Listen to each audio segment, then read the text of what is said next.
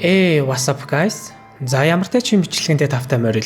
Олон ангитай аним ярихаар бүр цаанаасаа залхуу хүрээд хойшлуулсаар байгаа дуудчихдаг болохоор одоо тэгээд яалтай билээ. Бас ингэж их хүн сэтгэл үлдээн гэж өрөөсөө бодоогүй байдаг юм а гэж. Ямар ч үзсэн бүх хүмүүстээ маш их баярлалаа. За тэгээд бичлэгэнд орцгоё. Яалтчгүй хоёр хаацтай дараалан тоглосон болохоор манай хэд хөдөлж чадахгүй болтлоо ядарсан байдیں۔ Тэр тусмаа Кагами бүр илүү ядарсан байдаг. Ингээд тэд хажуу талын ресторан орж баг зэрэг амархаар явцгаадаг. Тэднийг ороод ирсэн Кисэ Касамацу хоёр сууж байдیں۔ Тэд удалгүй хоёр ширээ захиалыг гэсээр Такао Мидоромо хоёр ч гэсэн ороод ирдэг. Банцсандаа өөр газар орё гэд гарсан бороонд дэлб нороод буцаад ороод ирнэ. Тэгсэн Такао юу вэ? Кайжогийн Касамацу сануудаа таныг сар бүрийн сэтгүүлдээр харсан юм байна. Улсын түвшний холбогч гэдгээр алдартай биз дээ. Нэг байрлал тоглолтын хэмжээнд асуух зүйл байна гэсээр Касамацуг суугалж аваад Мидоромо тэр хэдийг нэг ширээнд суулгачтэй. Сэрнэ манай идэж тэр ширээнд ч ёстой гал гарч байна да гэд хараад огтлоостой. Куроко уур амьсгалыг эвдэлж ямар нэг зүйл захиалцгаая гэхэд Кисэ би ч баг болцсон доо. Энийг идэд боллоо гэхэд Мидоромо яаж юм новшийн зүйл иддэг байна гэд хожигдсон нуураа Кисэд гаргаад авдаг. Хажуудан Кагами гахаа шиг их юм захиалаастай. Кисэч ялагдсныг чинь ойлгож байгаач өнөөдрийн дайсан маргаашийн найз гэдэг бидтэй гэхэд нь би дөнгөж сая ялагдсан. Харин чи ялагдчихад яаж зүгээр сууж чаддаг байна гэхэд нь мэдээж энэ төр хай төвшөөгөө авах болно гэж хэлдэг. Кагами ч санал нэг байна л гэж байдаг. Харин Мидоромо Кисэг өмнөхөөсөө жаахан өөрчлөгдсөн байна гэхэд Курокото тоглосноос хойш өмнөхөөсөө илүү ихээр бэлтгэлээ хийдэг болсон. Мөн саяхнаас Касамацу сэмпай болон Кайжото сакс тоглоход хөвгөлтэй байдгаа гэхэд нь би андуурч чи өөрчлөгдөөгүй байна. Зүгээр л 3 жилийн өмнөхтэйгээ адилхан болчихож гэхэд нь Куроко гэхдээ тэр үед бүгд л өөр байсан бидтэй гэсэнд та нар яаж өөрчлөгднө надад хамаагүй. Надад сакс тоглоход хөгжилтэй хөгжилгүй нь хамаагүй гэхэд нь Кагами гайхснаа та нар арай л их юм бодох юм. Хөгжилтэй болохоор сакс тоглож байгаа бидтэй гэсэнд яасан гинэ? Юу ч мэдэхгүй юм байж мэддэг юм шиг яриха байл гэж дууга өндөрсгсөн. Такао идэж байсан хоолой толгой дээр насгааш. Мидоромо Такао гарчгаад ирээ гиснэ хит нудраад буцаж ирснэ. Кагами чамд нэг зүйл анхааруулчих юм. Токиод гайхамшигын бүрдлийн 2 гишүүн байгаа. Нэг нь би, нөгөө нь Аомина Дайкигийн залуу байгаа. Чи түүнтэй хасагдах шатан таарах ёстой. Бас тэр чамтай адил төрлийн тоглогч гэсэнд сайн ойлгохгүй байгаач. Тэр чинь бас хүчтэй л байлгүй. Гэхдээ Куроко хүчтэй. Бас түүний сакс тоглох юм маягт огтхон ч дургүй гэж хэлдэг. Ямар ч амжилт хүсээгээд Мидоромог явахт нь дараа ам тоглоё гэсэнд мэдээж дараагийн удаа би очих болно гэж хэлдэг. Тэднийг зоогийн газараас гарч ирэхэд Куроко нэг жижиг хөлөг болсон байдیں۔ Курокото дэндүү адилхан үдтэй болохоор нь Тэцуя 2 гэд нэр өгдөг. За тэр ч яах вэ? Хагас шигшээ чалгарсан болохоор тэр хэд хичээл ном, шалгалж үлгээ дуусгаад бэлтгэлтэй орсон байдаг ч Кагами өмнөх тоглолтод хэд их бие хүчилснээс болоод хөлөө бэртээсэн байдаг. Тэдэш дугаар 2-ыг асарж авсан байхаас гадна Куроко дугаар 2-ыг барьсан. Энэ хөөрхөн штэйгээд Кагамиг айлгад хөөгөөд эхэлнэ. Ингээд тамир сайжруулах дасгал бассейнд хийж байтал өнөө ягаав өстэй охин ороод иртیں۔ Манай идэж барагтаал бассейндээ живчгдэггүй. Курокоч момоо юу та гэсэн өөрөөгөө Курокогийн найз охин гэж танилцуулахад нь Куроко үгүй дунд сургуулийн менежер байсан хүн штэй л гэж байдаг. Момой Куроког очоод хэврээд авсан. Манай идэж Тэцүү чамайг та ингэж байхаар үхэж энтергээд хатаархаад үхэх гэж байдаг. Манай эдээс илүүтэйгээр Рико илүү хатаархаал байж байсан. Хьюга сэмширтэд байгааг анзаараад хусаад авна. Тэгсэн момой өглөөштэй Хьюга гэхэд нь миний нэрийг яаж мэддэг юм гэсэн Сэрний ахлагч Клач идэгч Хьюга бүргэдийн нүдтэй холбогч Изуки шүн анир чимээгүй ажилч хичээнгүй Митобе хит тесрэлтэд өсөрч чаддаг хүчний давтлагч Кагами Когане Цучида гэснэ арай гэж л бие хэмжээтэй Рико гэд бүх мэдээллийг мэдэж байдаг. Момоо яагаад ирсэн бэ гэхээр Аоминэтэй нэг сургуульд орсон байдаг. Мэдээж дараагийн өрсөлдөгч мөн түүнээс гадна Курокото уулзгаар ирсэн байдаг. Момой Курокото хайртайч Аоминэгийн хамгийн сайн найз нь аахгүй юу. Тэгээд л Курокото нэг сургуульд ормоор байсан ч Аоминэг хэрэг тарьчих болохоор гээд орхиогүй байдаг. Кагами тэсэж ядаад ганцаараа гадна талбайд сакс тоглох гээд үсэрсэн хөлн өвдөд яалтчгүй болохгүй байдаг. Тэгсэн ард нь Аоминэ ирч гисэн. Йоо, Кагами тайга үздэ. Надтай тоглол. Чамайг шалгая гэсэн Кагами. Чи хийн юм? Нэрэж хэлээгүй ээж тоглол энэ төр гээд таалагдахгүй л энэ шүү гэсэн. Чамд ямар байгааг асуусан хүн алга. Тоглол гэсэн бол тоглоодох. Яах вэ нэрээ ол хэлчихье. Аоминэ Дайки гэсэн Кагами гайхаад чамайг сонсож байсан юм байна. Гэхдээ ингэж дээрлэхүү харьцаж байхад чинь за гэж тоглоно гэж одоо юу гэсэн. Ой. Тэгээд хэлээд байна штэ. Хин чамаас асуусан юм. Олон юм яриад байлгүй зүгээр тоглоодох. Хинч чамайг надтай өрсөлдөж чадна гэж хэлээгүй байна. Чамд хэлсэн штэ. Шалгах гэж байна гэж. Надаас илүү хүчтэй нэгэн гих оршин байх боломжгүй зүйл хайсан юм биш. Миний уйдаг чи хэр сайн гаргаж чадах вэ гэдгийг л харах гэсэн юм. Гэхдээ Кагами гүнзгий амсгаа аваад кисэж тэр Мидорой маш тэр дургу өргөсөн ч гэлээ. Чи тэр дундаа өөр төвшнөх юм болгоод өгье л дөө. Момой Сэрний Шотокото хийсэн тоглолтыг хараад Кагами болон Курокогийн хослол яг л өмнөх Аомине болон Куроко хоёрын хослолыг санагдуулсан тухайгаа хэлдэг. Гой дамжууллаа тэцүү. Куроко чи миний чи та ирч уур хөрмээр тоглож чинь таарах юм аа. Куроко над руу ч гэсэн бөмбөг дамжуулаач тээ. Ахлагчд хэлэхгүй юу? Энэ тоглолтыг харсны дараа үүнийг тоглолтын стандарт хичээл болох болно. Үнэхээр яагаад юм болоо? Тэцүүтэй өөр юун дээр таардаггүй мөртлөө ганцхан сагсан дээр л төгс таарах юм. Нэрээ яагаад юм болоо? Куроко бол сүүдэр байхгүй юу? Гэрэл хорц байх тусам сүүдэр илүү тод болдог. Өөрөөр хэлбэл илүү хүчтэй тоглогчтой хамтрахад Куроко илүү хүчтэй болдог юм. Бид нар ч гэсэн Курокотой тоглолт тохирохгүй байгаа юм биш. Гэхдээ яалтчгүй Аомине бол хамгийн хүчтэй. Курокото хамгийн сайн хослож байгаа гэдг нь түүний гэрэл биднийхээс илүү хорц гэсэн үг юм. Үис Аомине хаанаа юм? Дураараа гараад явчихсан. Тэр дахиад л бэлтгэлээ тасалчихсан. Яалтчгүй өөр аргагүй нэ. Тийм ээ Сакурай. Тийм ээ. Уучлаарай. Би түүнтэй нэг анги байсан болохоор зогсоосон л доо. Гэхдээ чадсангүй. Зүгээр дээ. Чамтай тоглож байх үеийн Аоминегийн хэм маягт дуртай байсан л та. Саксыг ганцаараа тоглодог болсон цагаас эхлээд багаасаа тусгаарлагдаж хэрвээ түүнийг тэмцээнд ялагдвал өөрчлөгдөх байх гэж бодсон. Гэхдээ тэр ялагдахгүй. Ганцаараа болсон ч гэлээ хинч зогсоож чадахгүй. Аоминег зогсоож чадвал тэр өөрчлөгдөх үү? Гэхдээ Аоминегийн хүчтэйг мэдэж байгаа. Гэхдээ би ганцаараа тоглох гэж байгаа юм биш болохоор Аоминег заавал ялах болно. Амлаж байна. Үзэгдэл солигдоход хийлэгч үг алга. Чи үнэхээр Мидороймаг ялсан хэрэггүй. Тэцүүгийн үж сохорч дээ. Чи энэ янзаараа түүний хүчийг гаргаж чадахгүй. Тэр бол сүүдэр. Сүүдэр гэрэл хорц байх тусам илүү тод болдог. Өөрөөр хэлбэл хамтрагчаасаа шалтгаалаад тэр хүчтэй мөн хүчгүйч болдог. Чиний гэрэл хитрхи бүдэг юм.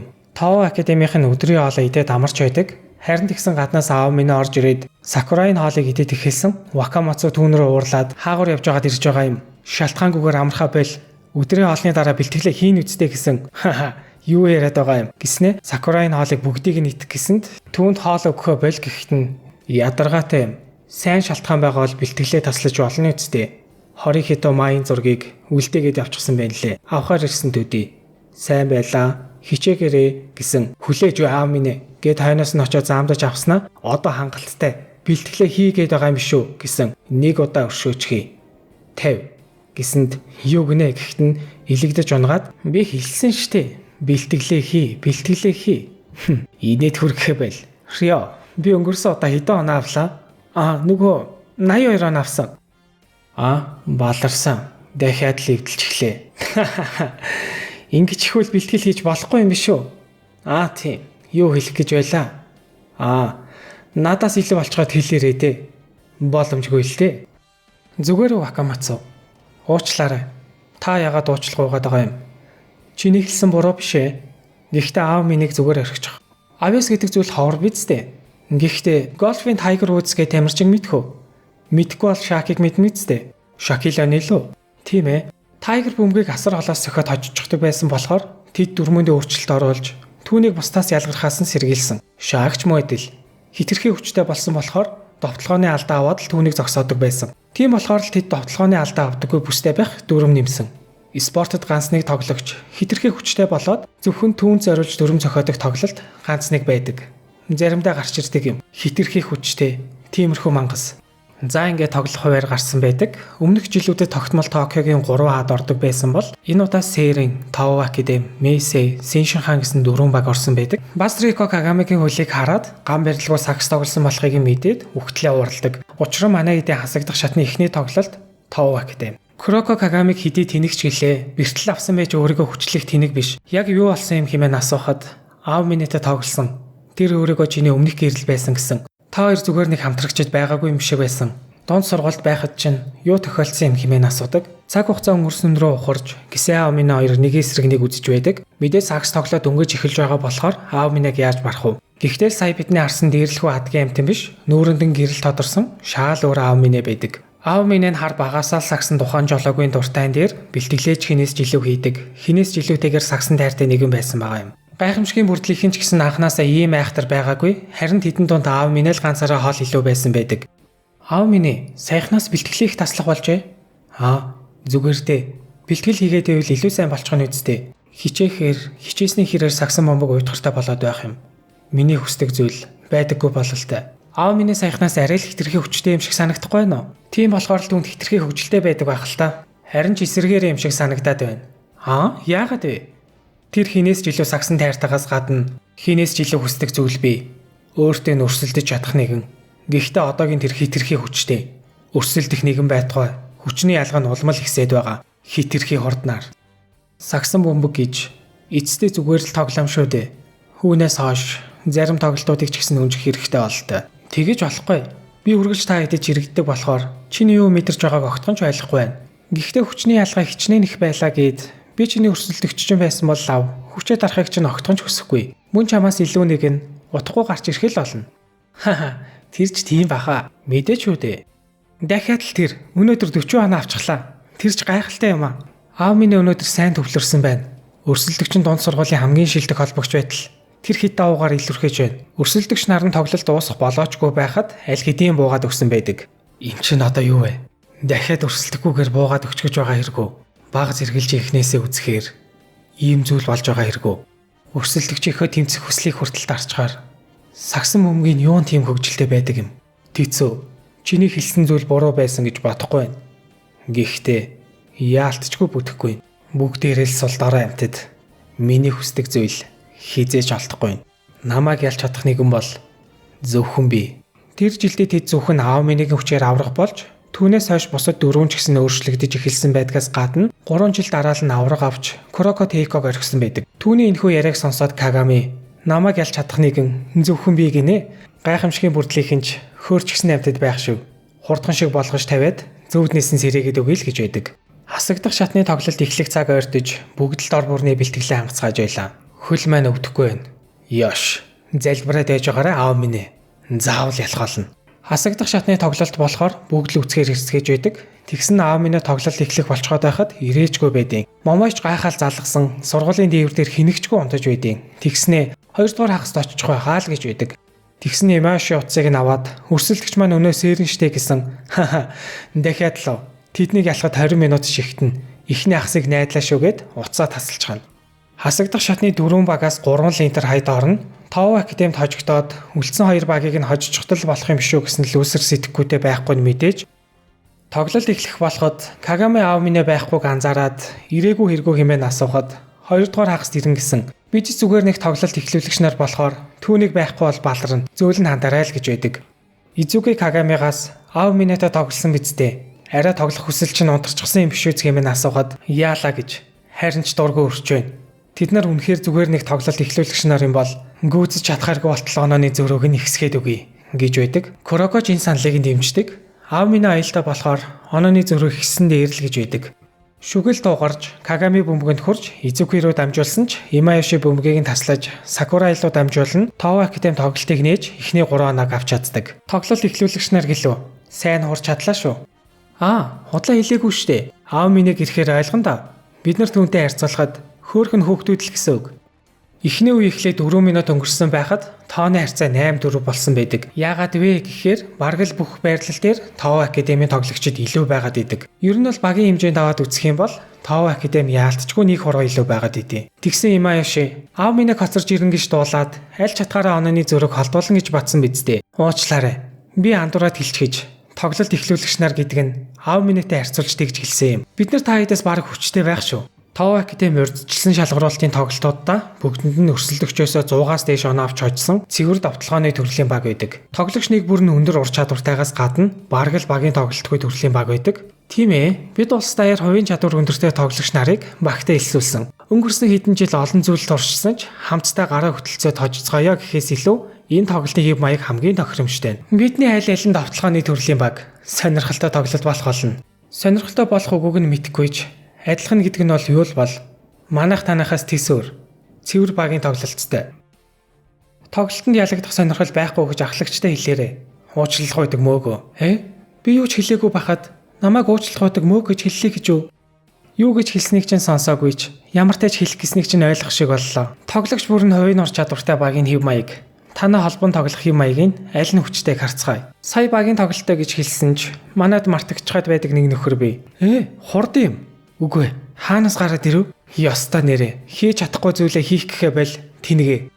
Момой гэдэг охин зүгээр нэг аав минийг дагаад яваад идэг охин биш аахгүй юу? Яадаг вэ гэхээр өрсөлдөгч багийнхаа тоглогч нарын судалгааг маш наривчлалтай хийгээд бүхий л сул тал болон давуу тал мөн зуршлагын хүртэл тоглогч нэг бүрээр нь дата болгож имхэхлээд өөрсдийн тоглогч нартай өгдөг. Нэг талаараа яг ч талбай дээр биш ч гэсэн багийг хожилт хөтлөхөд нилээд нөлөөтэй л гээд байгаа юм. Тэйко донд сургууль эхний жилдээ авраг авахад аав минь баг ганцаараа чирээд хожигдсон гэдээсэн штэ. Зөвхөн аав минийгээс гадна Момоийн цуглуулсан өрсөлдөгч багийн тоглогч нарын датанууд нь тухайн үедээ нилээд хідэн тоглолтод Тэйког аварч гарсан байдаг. Кагами Шотоку дээр ашигласан 3-аас шидэд орохгүй бол өөрөө очиод тогтчож байсан аргаа хэрэглэхэд нь ямар ч асуудалгүй хаан тавиад хаачдаг. Ганц Кагами ч гэлтгүй Митобе, Хёга гэд бүгдийг нь судалсан байхаас гадна хамгийн байж боломгүй зүйл нь гэвэл тэдний датан дээр үндэслээд дөрвөн шинжилгээ хийсний үндсэн дээр ирээдүйд гарч болох өсөлтийг нь хүртэл хамгаалсан байдаг. Ямар ч тал Хёгагийн анх удаа өгзүүлж байгаа аргыг нь хүртэл мэдээд таамаглаж хаач чаддаг. Хэдий Момоийн дата байсан ч гэсэн сээрэнд таамаглаж болдоггүй өвлөө үзэгдэх нэг хүн байдаг шүү дээ. Хьюга дээр заслаан тавьж улмаар Кагами руу дамжуулснаар оноо авч чаддаг. Ийм хүн нэгдүгээр үед дуусахад 4 онооны зөрүүтэй Тов академид хэрэгжилж дуусгадаг. Юу н аав минь гэртэл онооны зөрүүг нь нуглах. Нэгдүгээр үеийг арай хийжилт хийдэд авч чаддаг. Ийхүү 2 дугаар үе эхлэхэд сэрэн довтлогоог 1-р ангийн хослоор явахаар болно. Учир нь Курокогийн тоглолтыг таамаглах боломжгүй дээр Кагамигийн дата хангалттай судлагдаагүй болохоор юм. Болж байна. Үзүүлээд өг. Хаха. Ингээд шуудах нь уу? Яг л Момоийн хэлсэн шиг байна. Яалтчгүй түүний мэдээлэл дутуу байгаа. Гэхдээ саяхан Шотоку дээр ашигласан арга үсттэй. Гиснээс дунд сургуулийн бацаан байж тэнийг юм шиг үсрэхэ бэл. Хөөе, зайлэг минь. Хидий хүртэл аана тогтох гэсэн юм. Мэдэж байсан ч хаач чадахгүй хэрэгөө. За яах вэ? Кагамигийн хөл нь яг үндэ бүрний идгээгүй байгаа нь энэ хэсгээс харагддаг. Харин Тоогийн дасгалжуулагч нь Кагамигийн хөл нь хөндөрлөж байгааг шууд л хараад мэдсэн байдаг. Үгүй ээ, болохгүй зү. Хидий залуу байлаа гэд бие гэмтэх гэж хүчлэх нь Рикоч муу адил анзаарсан байдаг. Ингээд Каганыгийн бие халаалтыг хийлгэж Кагамиг сэлгэхээр болно. Юу вэ? Би юу? Одоо л эхэлж байна шүү дээ. Зүгээр суудаа. Дасгалжуулагч анзаарчихсан шүү. Юу вэ? Суулгачж байгаа юм уу? Боломжгүй юм. Яалтчгүй сайн дасгалжуулагчгүй бол бүтэхгүй юм аа. Кагами, арай бэрцсэн хөлчин бүрний идгээгүй байсан хэрэгөө. Зүгээр дээ. Би чамайг заавал тоглох гэж ятахгүй. Ямар ч байсан хөлийг чинь боох хэрэгтэй. Навш гэж дөнгөж эхлэж байхад Кагамиг сэлгэснээс болоод сэрэн төвдөө бүр алуулж идэг. Учир нь Тов академи 2 тоглогч нь метр 90 см олно, метр 93 см. Онооны зөрүү 9 болж холдсон байхаас гадна бүр илүү холцоор л байдаг. Навш гэж намаа гартал тесээрээ. Манайхан болчихлоо. Ямар ч байсан тоглолт дуусал асуудалгүй байх ёстой. Баярлалаа. Уучлаарай. Үнэндээ бэртэлтэй тоглогч гаргаж болохгүй ч чамайг байхгүй бол би тоож чадахгүй. Бүтэн тоглолтын хэм маягтай гэж хэлсэн ч угаасаа өөр хүний зааж өгсөн тоглолтын хэм маяг. Өөр хүн миний хүчээр та хэдийн бүрэн чадварыг гаргаж чадахгүй байгаа. Тийм болохоор л гэмтэлтэй чамайг талбайд гаргахаас өөр аргагүй болж байна. Өөрийн хүчин мөхөс байдалд хуур минь хүрч байна. Юугаа яриад байгаа юм? Чам шиг биш байна да. Бэлтгэлийн төлөвлөгөө зохиож, судалгаа хийж, сэлгээний санал зөвлөгөө өгч, массаж хүртэл хийж өгдөг. Мөн боолт ч гэсэн. Эсэргээрээ хитрхи их ажилтны тэнцсэн. Мэдээж дасгалжуулагч болохоор тоглолтод бэлтгэж ирсэн байхгүй бол болохгүй. Явчгаад ир. Ойлголоо. Тийм ээ, тийм. Үзүүлээд өгөхгүй бол болохгүй. Багхан ч гэсэн намайг хөгжөөгөөд өгөх хэмжээнд. Аав минь ээ, чи юм уу? Эцэст нь хараа хийж ирвэ. Хурдхан шиг хувцас солиод гараад ир. Юу вэ? Хожож байна штэ. Бас 2 дугаар хагас дуусгаад 50 секунд л үлдсэн байна. Болохгүй. Гар. За яах вэ? Тэгвэл үдсгэх үү те. Ингэж л бидний хүсэн хүлээсэн гайхамшигын бүрдэл дундааж хүртэл хамгийн шилтгэн гэгдэх аав минь Дайки талбайд орж ирнэ. Энд тэгэхээр аав минь Дайки хэрэгөө. Дасгалжуулагчийг онцгой нүд байхгүй ч гэсэн энгийн бидэнд хүртэл ойлгохдоор байна. Америкт хүртэл арай ч ийм нөхөртэй таарч байсангүй. Курокогийн байсан дунд сургуулийн хамгийн шилдэг тоглогч. Гоцавяста 5-1 гайхамшигын бүрдлийн шилтгэн. Бид онооны зөрөө үсгэхэн битээ хэл 10 онооны дутуу явж байгаа. Хамгийн муу үедэн гараад ирэх шүү. Йоо, тицүү. Уулцсангүй удлаа шүү. Ямар царай гарах бол гэж бодсон чинь болж байна. Үзэлцгэд бэлэн харагдаж байна. Тийм ээ. Момой дамлалт өгчихсөн.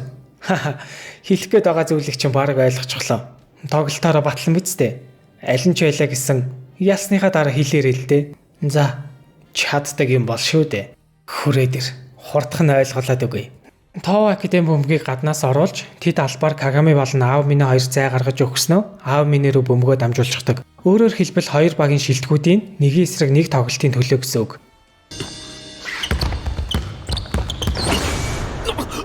Хурд юм. Кагамиг ийм амархан өнгөрч өглөө гэж юу? Гайхалтай.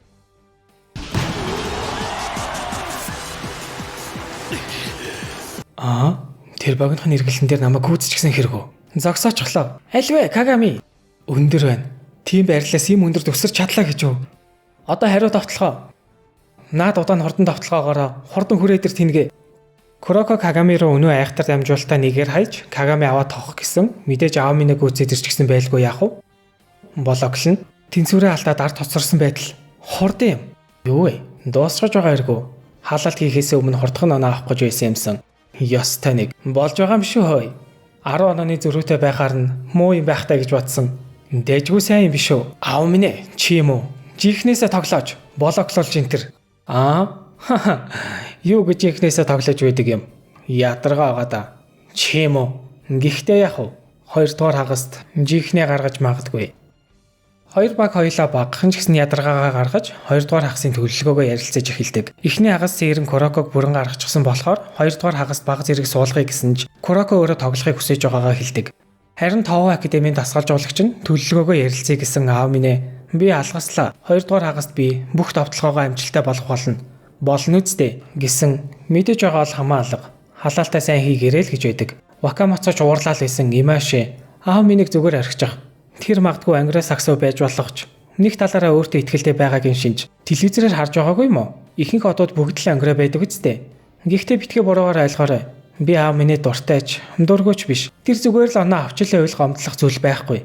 Энэ нь ялтанд хүрэх хамгийн өндөр магадлал болохоор би үргэлж бодох юм. Энэ баг хувийн хичээгчдээр холбогдсон. Бид итгэл гэдэг зүйлийг уландаа гიშгэж зөвхөн өөрсдийгөө л боддог. Гэхдээ яагаад юм болоо? Ялагдах юм шиг санагдахгүй байна. Харин энэ хооронд манай хэд Куроког байхгүй бол Аоминыг ялах боломжгүй. Тэглээгээ дөрөв үе бүтэн тоглоход Курокогийн misdirection үйлчлэхгүй. Яацгаах вэ гэдэг талаараа ярилцаж байдаг. Курокоч заавал Аоминыг ялмаар байна. Би чаднаа л гэдэг. Тэгсэн Кагами үүнийг идэ дуугаа сууж бай тэнгээ. Сагсан бөмбөгийг ганцаараа тоглолтгүй гэдээсэн чи өөрөө бидтэй. Надад даатгах чаал гэж байдаг. Ингээд Рико хэсэг хугацаанд бодож үзсний эцэст багийн шилдэгтээ Аоминыг даатгаж Куроког 4-р үед гаргахаар болдог.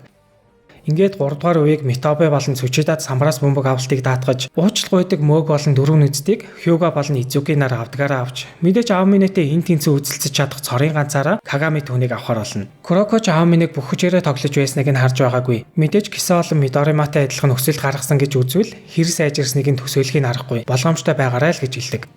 Ингээд 3-р үе эхлэх гэж байхад Аоминэ халаалтаа хийж гисэн орж ирнэ. Айлв, хурдхан шиг үзэлцэцгээе. Йоо халаалтаа дуусчихаа юу. Тэгээд эцсээ хүртэл тисээрээ те чаддаг юм бол шүү дээ. Ингээд дахиад л Аоминэ Кагами хоёр нэг эсрэг нэг үзэлцэхээр болно. Кисе болохоор Кагамиг бараг хамгаалж чадах байхаа л гэдэг. Сайн төвлөрсөн байх шүү. Өмнө нь цэцэрлэгт хүрээлэнд байснаас өөр гэсэн үг үү. Гэхдээ нэмэрхүүлтэй. Дахиад л Кагамиг гүйцсэнгүй. Хууртагтаагүй байсан натал. Юу гээ чинь хорд вэ?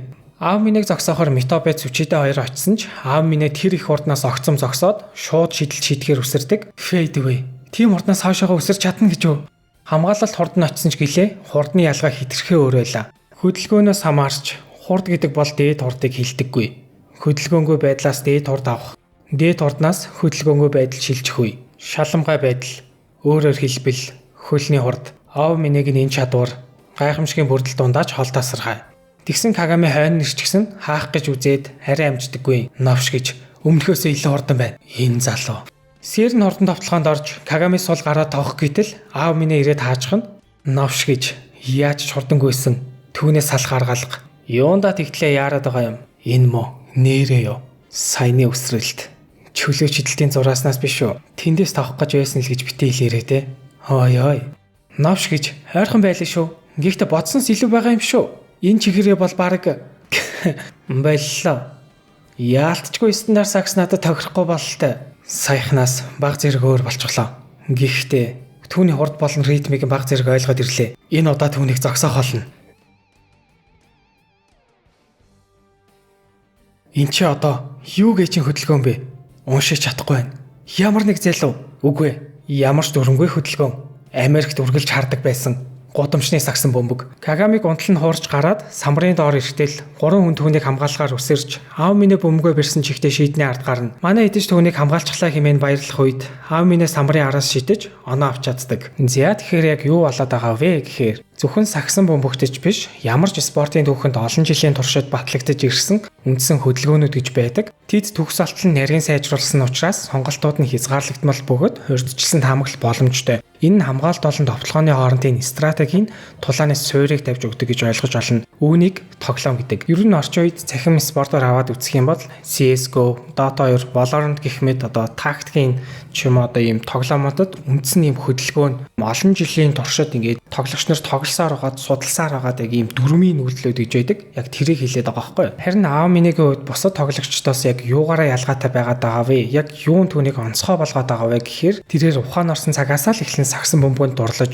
гудамжинд үргэлж дандаа өөрөөсөө ийм том хүмүүстэй, өөрөөсөө дандаа илүү хүмүүстэй тоглож өссөн. Залалтын техник мөн байглаас заяасан хурд дүрмд захирагддаггүй тоглолтын хэв маяг шидэлтэнд нь ч залтанд нь ч ерөөсөө аав нэгэн хөдөлгөөнд тийм тогтсон дүрм гэж байхгүй хязгааргүй олон сонголцтой болохоор хамгаалах бараг л боломжгүй. Тэр бол зогсоогдчихгүй оноо авагч гайхамшигын бүрдлийн шилдэг аав минь Дайки юм.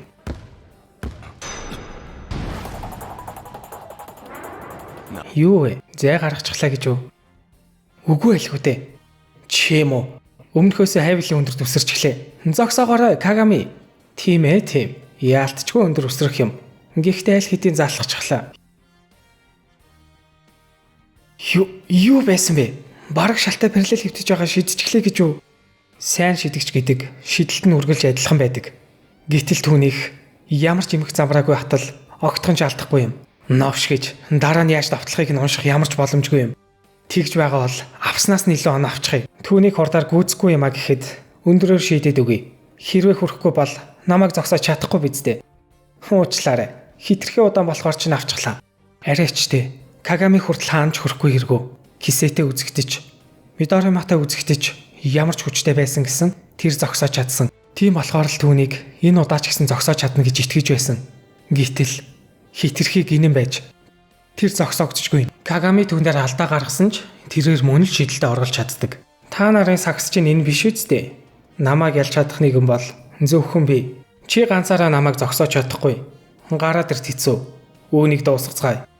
20 онооны зөрүү ингээд яалтаж байхгүйгээр Куроко гаргахаас өөр аргагүй болдог. Надад чин гэрэл олон сүүдрийнхээ хүчийг харуулдаг. Тоо академи 2 оноо авахад Куроко талбай нөгөө талаас Кагами руу дамжуулна. Гэсэн ч Кагами аав минь гүйцэд ирэхийг мэдээж байгаа болохоор Хьюга руу дамжуулдаг. Юу вэ Кагами? Нилээд сайн дамжуултын шүү. Залбирах хэрэггүй шүү нэгдүгээр ангийнхаа. Намайг шийдэх үед алах ташхтай бэлтгэж байцгаа. Клач үеийн орчхож. Энэ хүн гайхалтай юм. Шидэх үедээ л орон гэдгийг мэдэж байсан. Куроко бөмбөг таслаж сэрэн дахин 2 оноо авч чаддаг. Харин тэгтэл аав минь яалтчгүй шал өөр болчих юм аа. Чамааг орох үед. Өмнөхөөсөө ялгаагүй байх шивт хэцүү. Дунд сургуульд байх үеэс огтхон ч өөрчлөгдөөгүй байх шүү. Үнэхээр огтхонч. Үнэхээр гутарчихлаа. Наатаараа намайг ялна гэж одоо юу? Тэгэх бодолтой байна. Энэ бол миний сагсан бөмбөг. Куроко өнөө аимшиг дамжуулалтаа Кагами руу явуулсан. Дундаас нь аав минь зогсоочдаг. Чиний дамжуулалтыг хэн хамгийн олон удаа авч байсан гэж бодов. Ингээд сэрний 5-ыг бүгдийг нь яг л тогсулж байгаа хитаа давж гараад Кагами дээгүүр даваад тогчдог.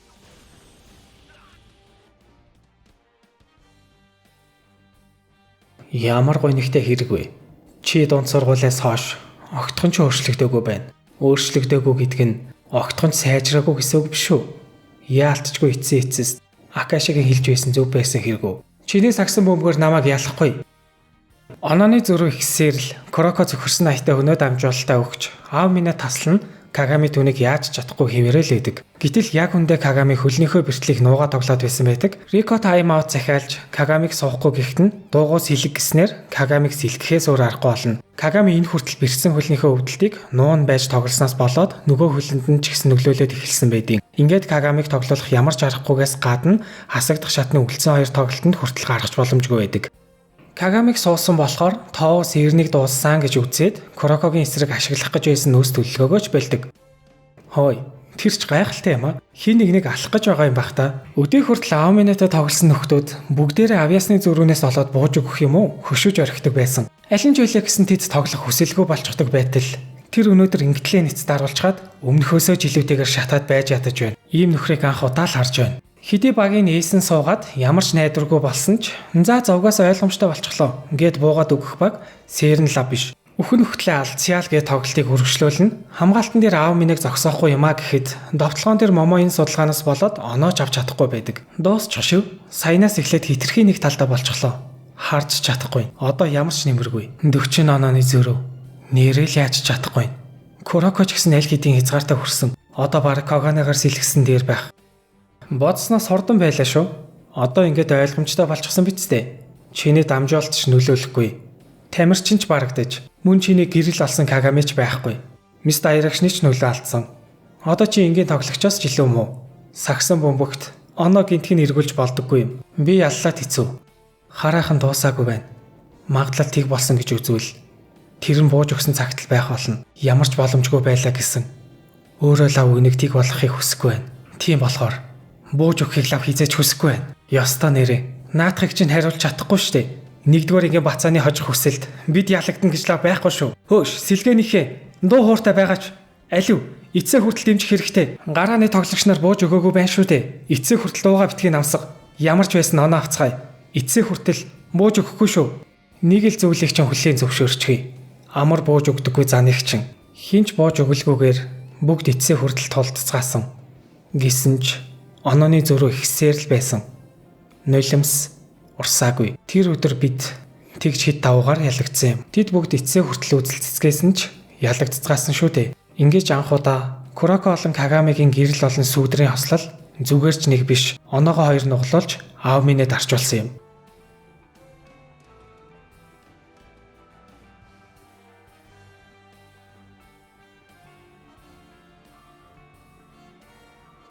Юу вэ? Хоёр нуглуулчихлаа. Тав аймаар юм шүү. Сэрн ингэж байгаа бол манай халуулах юм биш үү? Амата тэнхээ. Тийм ч энгийн зүйл биш. Мидоремагийн хувьд Кагами бол байж болох хамгийн аюултай өрсөлдөгч байсан. Гэхдээ аав минийг зогсоож чадахгүй гэвэл үнэхээр байж боломгүй юм. Гайхамшигын бүрдлийн шилдэг. Гисээ энэ үрдэнг хараад гайхгүй ануу хэмээн Мидоремагаас асуухад надаас илүү Курокод санаа зовсон дээрдээ. Курокогийн сагс аав минийд огтхон ч үйлчлээгүй. Сэтгэл зүйн хувьд хүнд цохилт авсан байх ёстой. Сэрэнт дахиад хоёр тоглолт үлдсэн. Тэнд нь нөлөөлөхгүй л байгаасай гэж хэлдэг. Вакамацуч ялсандаа баярлаад байж ядаж байдаг. Тэгсэн Таогийн сэлгээний нэг сургагүйгээр Шотоког ялсан гэхээр 8 гарууд байгаа даа гэж утсан чинь юу вэ? Ялангуяа тэр 11 дугаард Куроког илүү эцсээ хүртэл бууж өгөхгүй гэдэл улаагаад байсан. Хурдхан буугаад өгчихсэн бол болох байтал гэтэл үүнийг нь аав минь сонсож тэсэлгүй шууд л барьж аваад ханан чахаж тоглолтод ч гараагүй байж амаатат гиснэ уурлаад гараад явчихдаг. Кагами ч нөгөө талд уурлаад л бусд нь ч нилийн гутарсан сууж байдаг. Рикоч бүх зол дуусаагүй байна. Дахиад Синшикан Месэ хоёр байгаа. Гутарч явах цаг байхгүй шүү гэсэн хинж тоогс эхэлгүй байдаг. Симпай нараас нь хинж юу ч хэллгүй гараад явчихдаг. Тэгсэн Кагами юу гэж энэ магадгүй бидний хязгаар байх. Үнэндээ илүү чадах байх гэж бодож байлаа. Гэхдээ эцэстээ энэ хүртэл байж хит давуу хүчнээ өмнө хүчээ нэгтгэлээ гэд ялахгүй юм биш үү? Ингэснээ гараад явчихдаг. Тэцүү, чиний хэлсэн зүйл буруу байсан гэж бодохгүй байна. Гэхдээ яалтчгүй болохгүй.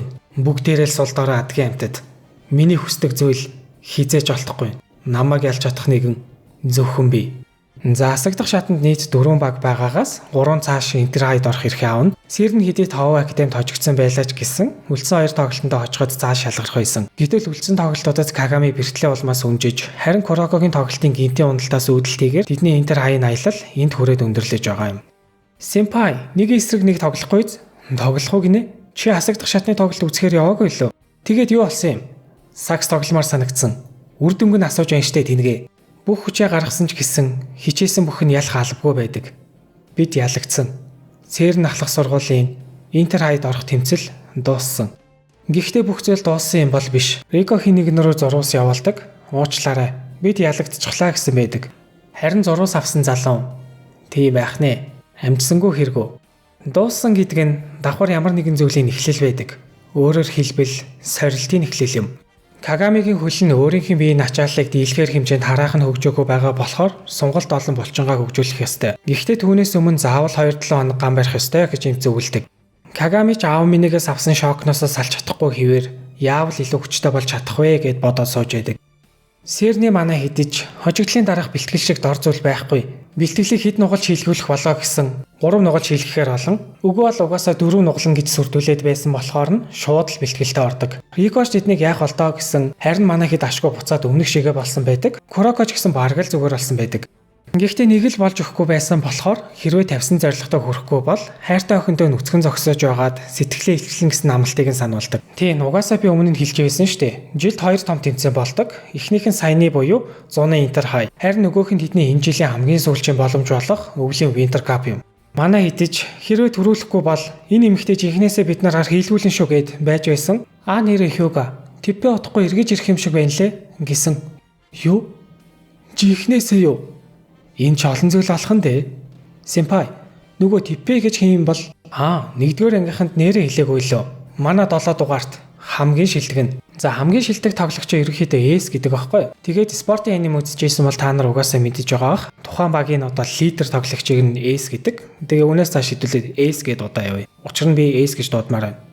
Кагамиг бэлтгэлдээ ядаж ирэх ёстой шүү гэсэн нэрээгүй болохоор нь Хьюга урлаад л байдаг. Курокогоос Кагамиг яасны эсхийг нь асуухад ойртой Кагамитай ярихад баг зэрэг төвөгтэй байгаа л гэж хэлдэг. Курокош тэр аав минийгийг хэлсэн. Адилхан гэдэг нь юусаа сайжраагүй гэсэн үг юм биш үү? Чиний сагсан бөмбөгөөр намайг ялахгүй гэсэн үг нилээд нөлөөлсөн болохоор шөнө ганцаараа үлдээж шидэг бэлтгэл хийж байдаг. Харин тэгсэн цүчэдэ Хьюгагаас Типпе сэмпай яг ямар хүн бэ хэмээн асуухад Типпе аль хэдийн Куроко дээр ирчихсэн. Энэ ч амтай адилхан юм биш үү гэж сууж байдаг. Тэгснэ яг л сонссны дагуу дамжуултаас өөр зүйл муу юм да. Гэхдээ зүгээр юм биш үү? Би чиний сагсан бөмбөгт дуртай. Чиний буруу биш. Хараахан бүрэн хөгжөөгүй л байна. Тэгэл болоо гэж хэлдэг. Харин нөгөө талд тэр бол хач нөхөр. Гэхдээ би түүнд өртөө. Тэр намайг анх сагсан бөмбөгт оруулсан юм хэмээдэг. Киоши Типпе. Тэр бол Сэрн ахлах сургуулийн сагсан бөмбөгийг анх үүсгэсэн залуу байхгүй юу? Куроко өмнө түүнийг ерөөсөө харж байгаагүй болохоор танихгүй гайхаад л байдаг. Тэгээд ямар нэг зүйл хүсэё гэхэд нь Типпе ерөнхийдөө Курокогийн чадвар нь хэдий гайхалтайч хараахан бүрэн хөгжөөгүй байгаа юм шүү гэсэн зөвлөгөө өгдөө. Хьюга Кагамигаас хөлн яаж байгааг асуухад дараа 7 хоногоос зүгээр олчих болохоор бэлтгэлдээ очноо гэж шууд л уцаа тасалчихдаг. Ингээд 7 хоногч болж Кагами бэлтгэлдээ ирдэг. Тэгсэн Хьюга ах цан гаргаал бэлтгэлдээ иргэсэн яасан гээл уурлах гэсэн уучлаарай гэхэд нь за уучлах гэж байгаа л гээд байж байсан. Типпе хүрээд ирдэг. За бэлтгэлээ хийцгээх хүүдээ уулзааг утсан байх шүү Киоши. Харин тийм ээ биш ээ. Яагаад өмсгөлөө өмсчихсэн юм чи юм уу? Бэлтгэл хийгээгүй утсан болохоор сэтгэл хөөрөөд өмсчихлөө. Үзмээр байна Үзмээр байна уу? Тийм үү?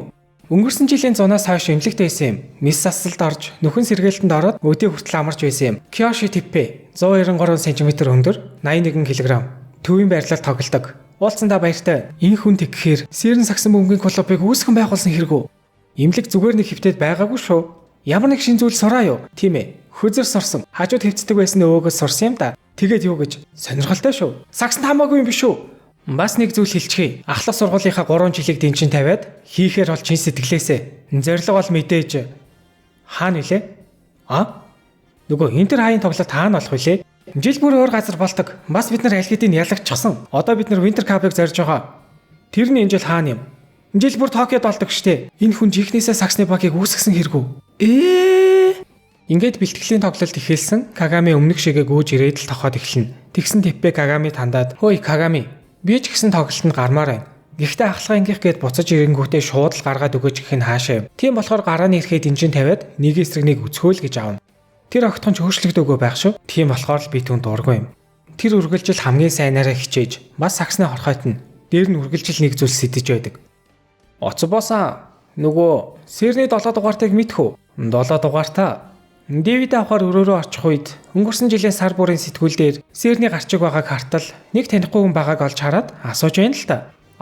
Тэр өнгөрсөн жилийн Сэрний төвийн тоглогч. Тэдний баг өмнө нь түүний болон Хьюгагийн дотор олон гадна хослолтой тоглолттой баг байсан. Яагаад тасагдах шатанд орж чадаагүйг нь мэдэхгүйч. Хэрвээ тэр байсан бол бид Сэрний оноо 3 нугалж чадахгүй байсан. Үгүй.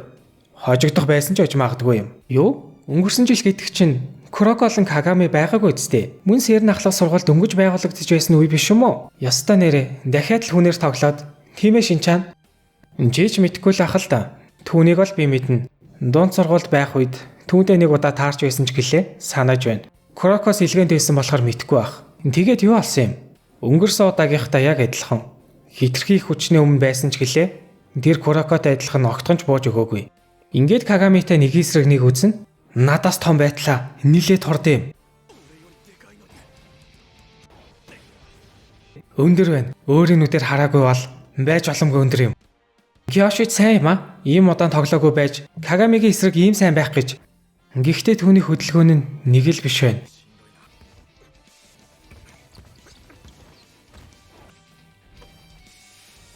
Йоо, Кагамигийн тоглолтыг харчихал та guys. Кагами яллаа гэд харсан. Киоши пүүз биш, албаар шаахан өмсч гисэн байдیں۔ Кагами Куроко хоёрын харилцаа буцаад сайн болохгүй байгаа болохоор Сэмпайгийн хувьар тэдэнд туслах хэрэгтэй гэд та нэгдүгээр ангийнхнаар үндсэн гараагаа гаргаж бэлтгэлийн тоглолтыг эхлүүлэхээр болдог. Тэр санааг нь угаасаа Киоши гаргасан байдیں۔ Тэгсэн Кагами Куроко над руу дамжуулахгүй байсан ч зүгээр энтергээд эвгүй юм яриад эхлэн. Киоши яах гээд байгаа вэ гэхээр Куроког өөрийгөө анзаараасай гэж хүсээд гаргасан байдаг. Эцэстээ Кагами баг ганцаараа хожиж тоглолтын дараа Рико Киошигоос ямар санаатай Кагамитай нэг эсрэг нэг үзэж бас та нэгдүгээр ангийнхнаар өнөөдрийн тоглолтыг явуулсан болохыг асуудаг. Кагамитай нэг эсрэг нэг үзсэн нь зүгээр л түүний чадварыг мэдэх гэж, харин нэгдүгээр ангийнхныг тоглуулсан нь Куроког өөрийн хязгаарыгаа мэдэж авах гэж тоглолсон байдаг. Ингээд Куроко Хьюга дээр ирээд үүнээс цааш өөрийгөө сэрний хөлд чирэгдэх болно. Тийм болохоор Киошиг өөрийн оронд гаргаж өгөхийг хүсдэг. Киоши Курокогийн сакс тоглох хэм маяг бол бусад дөрвөн тоглогчоос хамаарч сул олон хүчтэй болдог дэмжих төрлийн. Гэхдээ муугаар хэлэхэд бусдад найздаг төрлийн гэж хэлж олно. Куроко хязгаартаа тулчгаад байгаа юм шиг ханыг эвдлэхийн тулд одоогийн хэм маягаа хаях хэрэгтэй. Мөн өөрийн шинэ хэм маягаа бий болгох хэрэгтэй гэж хэлдэг.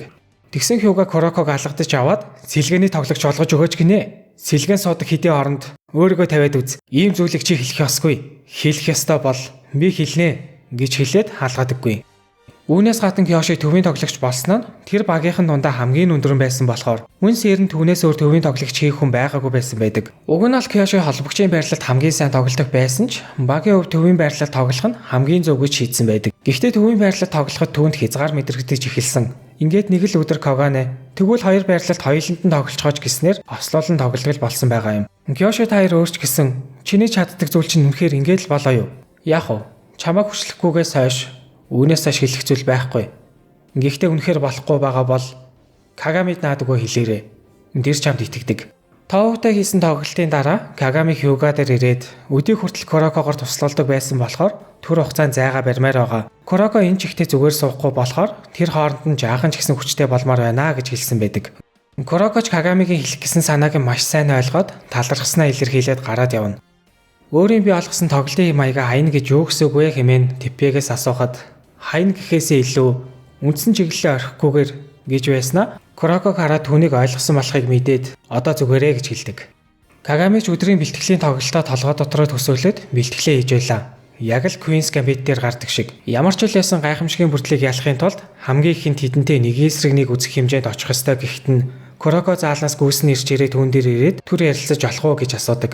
Тэгснээ жаахан хүлээж бай. Хаанаас эхлэж ярихаа мэдэхгүй байна гэхэд нь тэгвэл тоглонгоо бод гиснэр нэг эсрэг нэг үзэлцэж угаасаа Кагами бодгоч тэнхэл өгдөггүй. Тэгээд жаахан зөөлөн тоглооч гэсэн хамгийн сулаараа тоглож байна. Чи хитрхи сул дорой байна гэснээ нэрээ анх хам тоглоход яг ингэж байлаа. Жихнээс юу хийж чаддгийг чи мэдээд үнэндээ баларсан шүү. Нэрээ тэр үеэс хойш бодож байлаа. Яагаад намайг сонгосон юм? Химэхт нь уучлаарай. Би чамаас уучлахгүй болохгүй. Би хотлоо ирсэн юм.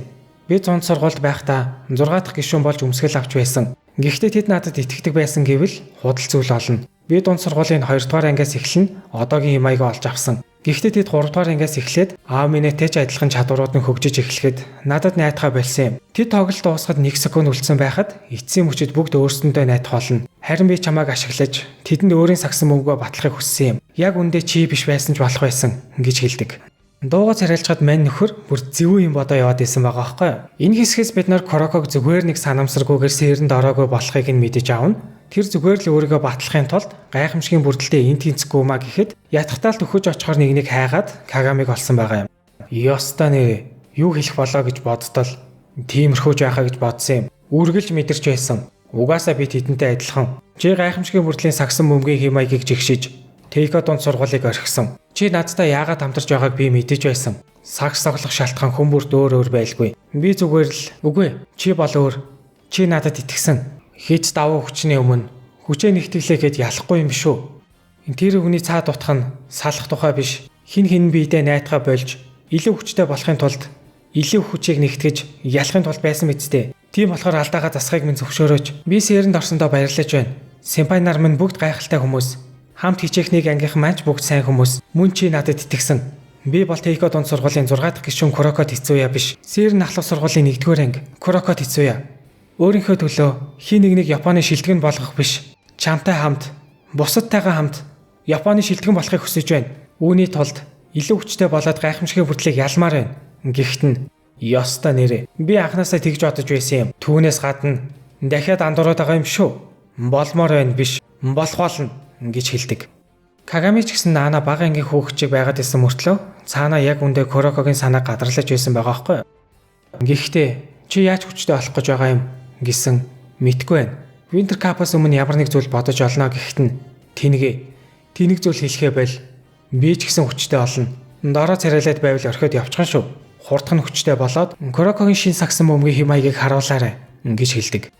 За зуны амралтаж эхлэж Рико Хьюго хоёр хаана очиж бэлтгэл хийх вэ гэж ярьж байгаад далайн эрэг олон ууланд хийхээр болдог. Тэгээд тэдэнд мөнгө байхгүй болохоор Рико өөрийн гараар тэдэнд хоол хийж өгөх болно гэд гараа зүссэн байж хоол хийж өгсөн. Өнөөх нь огтгонч хэрчиж бараг хаслахгүйгээр бүхлээр нь хийсэн байхаас гадна амтан бараг л эзэн үнэ алхаар хэмжээнд байдаг. Тэгсэн Хьюго сэтгэлийг нь бодоод бүгдийг нь эзснэ мангар төв царайлал амттай байсан ч гэсэн баг зэрэг гашуу майлаа. Гарч ус уулаа гэд гараад явчихдаг. Харин Типпе дайчгүй болсон байна. Хоолнд хамгийн чухал зүйл болох хайр шингэжээ. Дахиад нэг хийгээд үзэх хэрэгтэй гэснээ хэрэгээ тарсан царайг нь харчгалтай. Эзүүгийг хаалх онгоолгоод харсан Хьюго баг бүхэд сүнсэн гараад явж байдаг. Тэгээд өөр хоол хийж чадах хүн байхгүй юу гэсэн хинээч төсөөлөөгүй нэг нь хоол хийдэг нь манай Түмс Кагами байдаг. Ганцаараа амьдардаг болохоор хоолыг бүр тасархаа хийж сурсан байт юм аа гэж. Тэгээд Рико яаж хийдгийг заалгаад дахиад амсаад үтсэн. Манай хэдийн нулимс нь асгарч байдаг. Манай хэдэж Риког хоол муухай хийх гайхалтай авьяастай юм аа. Энтэр гэсэн Куроко гоё амттай юм байна гэхдээ битгий худлаа жүжээд вэ гэсэн. Яг үндэ Рико хоолоо аяглахдаа витамин С, нэмэлт протеин хийгээд ирсэн байдаг. За ингээд манай хэдийн ихний бэлтгэл далайн эрэг дээр. Тэгсэн Рикогийн аав ирснэ. Бацаануудаа миний охин гар хүрвэл алчхан шүү идэр. Яг одоогийн сэрэн дутагдж байгаа зүйл бол тоглогч нэг бүрийн хувийн ор чадварыг өсөлт гэж дүгнсэн болохоор Рико тэднийг элсэн дээр бэлтгэл хийлгэхээр болсон байдаг. Шидэлт, дамжуулалт, залалт гээд бүхий л чадварыг нь хөгжүүлэхийн тулд бүх зүйлийн үндэс болох хөлний бэлтгэлээс эхлэхээр болж элсэн дээр хөл нүцгэн тоглуулахаар болно. Далайн элсэн дээр бөмбөг залж чадахгүй болохоор зөвхөн дамжуулахаас өөр арга байхгүй. Мөн Кагами өнөө өсрэлтээ хийгээд тоглох гэсэн чам тогхоос өөр юм байдаггүй юм уу тэнгээл гэж байдаг. Шөнийн зааланд бэлтгэл хийхээр болоход хөдөлгөөн нь мэдгэдэггүй сайжирсан байдیں۔ Кагамич Курокогоос шинэ аргаа олсноо хэмээн асуухад одоохондоо толгойд орж ирсэн зүйл байхгүй л гэж байдаг. Оройч болж бүгд айхтар ядраад амарч байхад Хьюго ганцаараа нэмж бэлтгэл хийхээр бөмбөгөө аваад гарна. Рико Типпегээс бэлтгэлийн талаар ямар нэг хэлэх зүйл байна уу хэмээн асуухад ямар ч асуудал байхгүй. Эсвэргээр асуудал байгаа гэвэл тоглогч бид нартай л байгаа. Хэрвээ багийн ур чадварыг өсгөх зүйл байгаа гэж үзвэл тэр нь тоглогч бүр өөрийн үүргээ ухаарах юм. Тоглолтын юм маяга бий болгох гэж болно. Хэрвээ шинэ арга сурья гэж бодож байгаа бол эхлээд өөрийгөө танихаас эхэлнэ гэж хэлдэг. Рико түүнийг үргэлж бүхнийг мэддэг юм шиг байж яагаад Хьюгог ахлагч болгосныг асуухад Хьюго илүү тохиромжтой байсан юм аа гэж хэлдэг. Одоогийн байгаагаараа болохгүй байх гэж хэлэх гээд байна уу гэхэд нь ямар нэг оч асаах зүйл байвал яг болох гээд байна л гэж байдаг. Өглөө нь болж уламжил ёсороо хажуудаа байгаа Куроког Кагами анзааралгүй шүдэ угааж байтал нэг л танил хоолой сонсогдоод эхлэхэд Мидорима Такао хоёр явж идэг. Хин хин нь энд ямар новшоо хийж байгаа гайхын асуудал Шутоко угаасаа л жил бүр энд ирж бэлтгэл хийдэг уламжилтай байсан юм билээ. Тэгээд Рико юу гэж энэ боломжийг алдаж байх вэ? Шууд л бэлтгэлийн хуваараа өөрчил Шутокотой бэлтгэл хийхээр болдог. Тэгсэн Рико яагаад ч юм Кагамиг уух юмд гүйлгэхээр болно. Манай хэдэж Шутокод алуулж байдаг. Тэгсэн Куроко бөмбөг авснаа Мидориматай нэг эсрэг нэг үзэхээр болоод явчихна. Тэгсэн Такаод бөмбөгөө бол алгаад Мидорима оноо авснаа. Сайн солиордог болжээ гэсэн. Солиороогүй. Зүгээр л хүчтэй болмоор байна гэхэд нь битгий инээд хүргээд бай. Аав минийд ялагдаад юу мэдэрснийг чи мэдэхгүй ч чиний хүчнийг эзгарыг чи мэдэж байгаа. Дахиад яах нь хичээвэл ямар нэг зүйлд хүрнэ гэж итгээд байгаа юм шүү. Ганцаараа юу ч чаддаггүй юм байж хүчтэй бол чадна гэж бодоо юу гэснээ яваад өгнө. Оцубо Кагамиг үлгэхээр гадаа гаргачихсан. Ямар нэг зүйл сэтэд байгаа юм байх та гэсэн дасгалжуулагч нь. Үгүй ээ. Кагамигийн чадвар нь өсрөх. Тэр тусмаа тоглолтын дунд тэрнийг үлгэх нь биеийн хүчний дасгал болж байгаа юм. Үүнийг анзаардаг сайн дасгалжуулагч юм гэж мөн Кёши Типпе аимшигтэй нөхөр эргээд ирчих шив ингэж байдаг. Дакаоч хөөрхөн гинэн зан гаргаал Куроко жингийн сакс тоглож гайхгүй нэ. Ингэснээс тэр байглаасаа заягдсан үл анзаарагдах чадвараа ашиглаад үл үзэгдэх залалтай ч юм уу тиймэрхүү юмс орчхол дийлжгүй юм биш үү гэсэн. Наадах ч боломжгүй. Куроког яагаад зөвхөн дамжуулалт л өгдөг гэж бодов. Учир нь бөмбөгнөөс тоглогч анхаарлаа салгаж болдоггүй болохоор юм.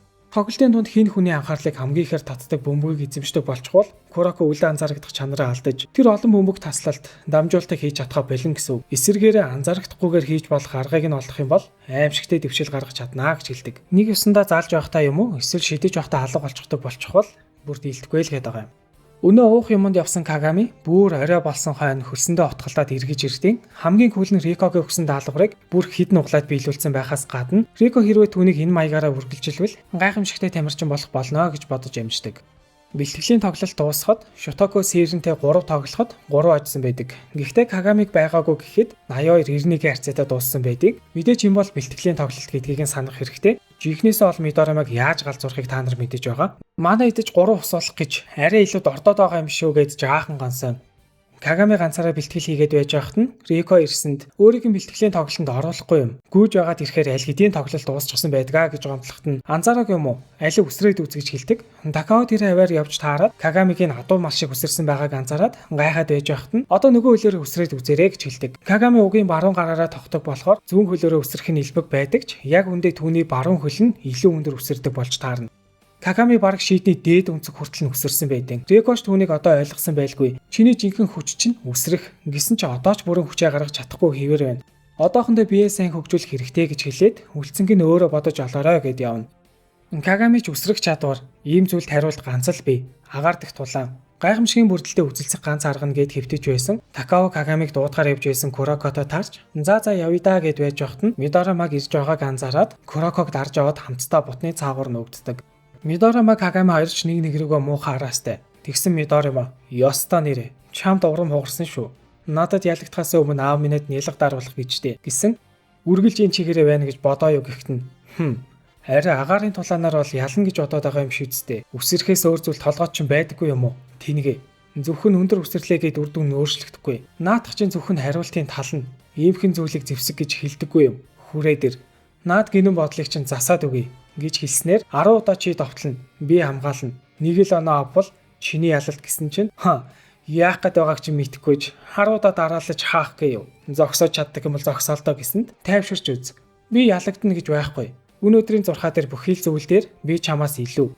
Изуки болон Кагано хоёр бэлтгэл хийхээр гүйж байдаг. Тэгсэн Кагано яагаад түүнээс гинтгэн гүйх болсныг нь асуухад Шотокото хийсэн тоглолтыг хараад юу гэж бодсон бэ? Тэд бүгдээрээ өөр өөрсдийн хийх ёстой зүйлээ тодорхой мэдэж байсан. Тийм болохоор л тэд нар хүчтэй байх. Гайхамшигын бүрдэлч тэр авьяастай гэхээс гадна бүгд өөр өөрсдийн тоглох юм маягтай. Домог болсон багт зүгээр нэг авьяастай байгаад гарааны тоглогч болчихдоггүй байлгүй дээ гэж хэлдэг. Кагами ч өмнө тоглоход ийм амар байлуу гэд гайхаж байлаа. Харин Мидорима яаж доромжлох гээ? Арай намайг шидгээс цаашгүй амтан гэж бодоо юу? Мидоримагийн хамгаалтан гайхалтай гэдгийг мэдгч. Арай инглээ даруулна гэж сансангүй. Яг яагаад вэ? Тэдний хөдөлгөөн нь бараг л ялгаа алга. Кагами ч өшөө илүү өндөр үсэргээд үсрэхт нь Мидорима 10-таа хаадаг. Кагами дахиад үзье гэсэн боллоо. Энэ чигээрээ дахиад хидэж үзсэн ялгаагүй гэсэнд юу гинэ гэхт нь одоо анзаараач тэнийгээ. Чи хэр өндөр үсрэглээ гэд чамааг зогсоох нь амархан. Учир нь чамааг тохон гэдгийг мэдээж байгаа болохоор явцгаая Такао. Юу вэ? Баригдчихсан уу? Winter Cup-ын өрчилсөн шатанд битгий урам углаарай да. Кагами ч гүнгээ бодоод л идэг. Тэгсэн гинэд Курако гарч ирээд чамд урам өгдөг юм болов гэж бодоод гэхт нь чи юм уу? Харж байсан юм уу? Яагаад ялагдснаа мэдэж байна тэнийгээ. Кагамиг зогсоогоод байсан шалтгаан гинэ. Тэнийг минь би зүгээр л түүнээс илүү хүчтэй. Наадах чинь бишээ. Хилээ бицтэй. Тохоос өөр зүйл байхгүй гэж мэдэж байсан юм. Сонголтон ганцхан болохоор цагийг нь тааруулаад үсрэгтэл олно. Ерөн Кагами зүүн хөлөөрөө үсрэхдээ баруун гараараа бөмбөг эзэмсэн байх үед л давхар хуралт хийж чаддаг ч баруун хөлөөрөө үсрэх үед нь зүүн гар нь бараг л оролцдоггүй болохоор үсрэх болгондоо блоклуулаад байсан гэсэн үг. Тийм болохоор өвөл хүртэл хидэж үсэрсэн ядардаггүй хөл болон зүүн гараа сайжруулах зорилтыг өөртөө тавьдаг. Гол нь Мидоримагаар хилүүлсэндээ баг зэрэг дургу байгаад байдаг. Кагами гайхамшигын бүрдлийн эсрэг зөвхөн агаард л дийлж чадахч бусдаар бол дийлэхгүй болохоор Куроког энтгэн л тэдэнд яг юу хэрэгтэйг ухаарна. Өөрийн шин залтын хэв маягтай болох ёстой юм байна гэж шийддэг. Харин Такао өрсөлдөгчдөө сул талыг нь хийлж өгөөд зүгээр юм уу хэмээн Мидоримагаас асуухад тийм байсан ч өвөл би ялах болно хэмээн хээв нэг хариулна. Ингээд л бүгд өөр өөрсдийн ур чадвараа сайжруулахаар ажиллаж эхэлснээр эцэстэн бэлтгэл дуусаж бүгд л амьд үлдсэндээ баярлан харих гэтэл Рико тэднийг зогсоож энэ жилийн Интер хай энд олж байгааг сануулна. Ингээд өнөөдрийн тоглолтыг харахад дөрөвдөр Кайжо олон 5 академи хоорондоо таарсан байдیں۔ Тэгээд л автобусандаа суун тоглолтын зүг явахаар болоход Куроко Кагамид Мидорамагийн хэлсэн зурвсыг дамжуулдаг. Ер нь бол Куроко Мидорама дээр очиод баярлаа гэхэд нь галзуурхаа бойл ялаач гэсэн үсэрч чадна. Хитрхи тэнэг болохоор нь заасан төдий. Бас намайг ялтал битгий ялагчгаарай гэж хэлсэн байдаг. За ингээд гайхамшигын бүрдлийнхний хоорондын тоглолт эхлэх гээд түмэн амтан бож гинэж байдаг. Кисэгийн эсрэг аав минь ээ. Кагами Курокогоос хинэн хожно гэж бодож байна гэхэд нь мэдэх юм алга. Гайхамшигын бүрдлийнх нь хоорондоо тоглох гэж байгааг анхудаа харах гэж байна. Гэхдээ кисэ анх аав минийг шүтэж сакс тоглож эхэлсэн. Мөн тэд үргэлж нэгэн эсрэг нэг тоглодог байсан ч кисэ аав минийг хожиж байсан удаа нэгч байхгүй гэж хэлдэг. Кайжогийн манай идэж одоо манай хийдв те. Өрөөндөө ямар ч байсан бужигналдаа л байж байсан. Дасгалжуулагч нь бүр танигдахын аргагүй амтан болоод ороод ирдیں۔ Тоогийн дасгалжуулагч нэг тийм стилтэй штэ. Та хэд санаж байгаа бол тэгээд л баг зэрэг өрсөлдөд байгаа. Тэгсэн Касамацу тоглолт эхлэхээс 5 минутын өмнө дуудаарай гэд гараад явчихдیں۔ Нөгөө талд харин аав минь хоцордгоороо хоцорч л байдیں۔ Яалтчгүй өнөөдрийн тоглолтыг түүнгүүгээр аргалах өрсөлдөгч биш штэ. Гэд байж байсан. Аав минь бүр халаалтай хийцэн ороод ирнэ. Яалтчгүй өнөөдөр надгүй бол хэцүү үсттэй. Байнга санаа зовоохоо байлтаа. Өрсөлдөгч маань кисээ штэ. Юу гэж хоцорч байдаг юм. Түүнтэй тоглохыг үргэлж тэсийн ядан хүлээж байлаа. Угаасаа бүх хүчээрээ тоглох цөөн хэдэн өрсөлдөгчийн маань нэг шүү дээ. Тоглолт эхлэхэд 5 минут үлдсэн байхад кисээ Касамацуг дуудахаар очтیں۔ Интер хаян шат дээшлэх тусам илүү ихээр ганцаараа үлдэх болжээ. Өнгөрсөн жилийн манай баг Интер хайд төрүүлэх хэмжээний хүчтэй бүрэлдэхүүнтэй байсан. Гэтэл үр дүн нь юу болсныг мэдхүү. Яалтчгүй ихний тоглолтондоо ялагдсан байхаа тэр бол миний буруу байсан юм. Нэг онооны илүүтэй байхад дамжуулалтаа таслуулж тоглолтыг алдсан. Симпай нарын нулимс мөн тэр их шөөмжлөл. Би болохуудаач гэж бодсон. Гэтэл дасгалжуулагч намайг ахлагчаа болгоод хэлсэн юм. Тийм болохоор чи ахлагч бол. Тэр үед би шийдсэн юм. Хийсэн зүйлээ залруулж чадахгүй. Аврагдах хүсэл алга. Тийм байсан ч Интер хайд ялна. Энэ бол миний ахмадын хуваар өөр хариуцлага. Мөн ахмад байх шалтгаан. Миний хувьд аав минийг анхудаа ялах ёстой. Үхсэн ч ялах болно. Тийм хэрэггүй.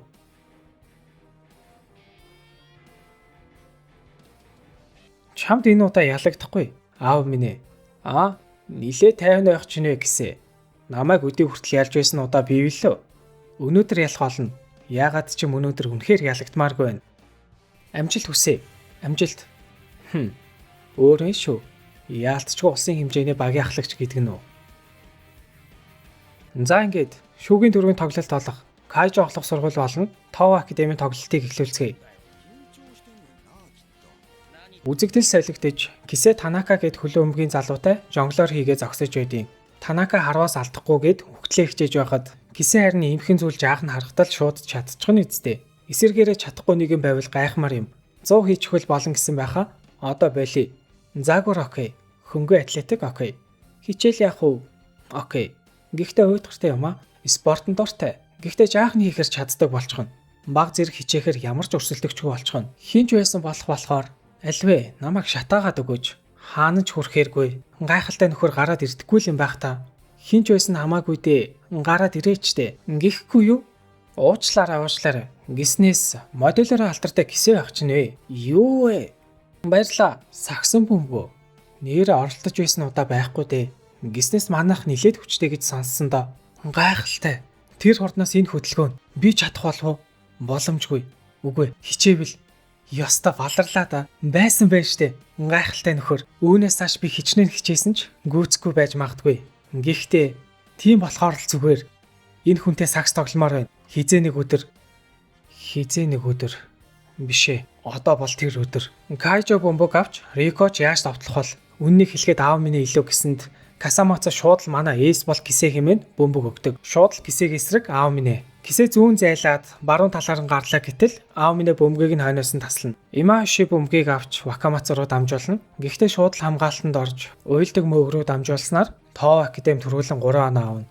Уйлдаг мөг амар хордон шиддэг байхгүй юу? Дахиад л кисэд бөмбөг ирнэ. Энэ удаа кисэ шууд л мөөгийн хурдан шидлтийг хуулбарлана. Тэгсэн аав минь өсрээд хурчгэн. Дөрөв нүдч урсгалыг авандаа гэд довтлсон. Касамацу бөмбөгийг нь таслаад зөрүүлэн 3 оноо авна. Хёгач гайхаал тэндээс шидлээ гэж юу? Довтлооны дахин зохион байгуулах нөхцөл байдал хариуган бариад урсгалыг зогсоочлоо. Касамацуч дор нь хариуган барьчих болохоор кисэг санаа зовлтгоо довтлоо л гэдэг. Тэдэж урсгалыг авчих шүү. Касамацу илүү манлайллын чадвартай юм. Ховор хүн бэ шүү. Гилэгээ түүнийг зогсоож чадаагүй цагт Урсгал тасрахгүй. Ойлгомжтой. Найдаж болохоор симпаян шүү. Ганцаараа чадахгүй бол хамтаараа тулалдан гэдэг нь үү? Тэцүү шиг зүйл боддог болжээ. Ялагдаа сэтгэл чинь хуурчгаа юу? Унтах нь ээ шүү. Хинч тийм зүйл хэлээгүй байна. Энэ муу сулцсан алга. Яалтчгүй Курокогийн боддог зүйлийг хүлээн зөвшөөрөх болсон. Кайжогч гэсэн ялуулахыг хүсэж байна. Гэхдээ надад юун чухал нь тийм чамаагүй. Би зүгээр л чамааг ялмаар байна. Ямар нэг шалтгаанаар зөнгөө дард сакс тоглох хэр би биш шүү.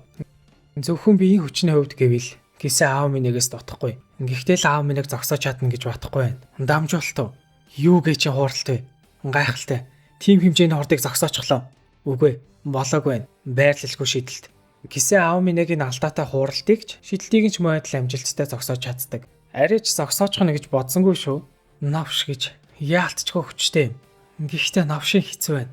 Зовлонтой бөгөөд сайхан байна. Энэ одоо юу гэж мэдрэмж вэ? Хэдий аав минийг зогсоосон байлаач Тов Академид Момогийн цуглуулсан дата гэж нэг зэвсэг байдаг. Мэдээж аав минийг кисэгийн датаг юу гэж авах вэ? Харин бусад дөрөв нь авсан болохоор нэвт уншиж байсан ч яаж чадахгүй л байгаад идэв. Нэгдүгээр үе 18-13 харьцаатай Кайжо илэрхэж дуусгана. Бүгд л гайхаж байлаа. Аав миний хүчээ дараад байгаа юм биш. Харин кисээ аав минийтэй дүүцгүйз бараг л илүү хүчтэй болсон гэж хэлж болно. Харин аав миний кисээг ийм хүчтэй болчих гэж хэмээн доглоод байж ядаж байдаг. Дипэж таад үнэхээр Кайжог ялсан юм уу хэмээн итгэж ядна.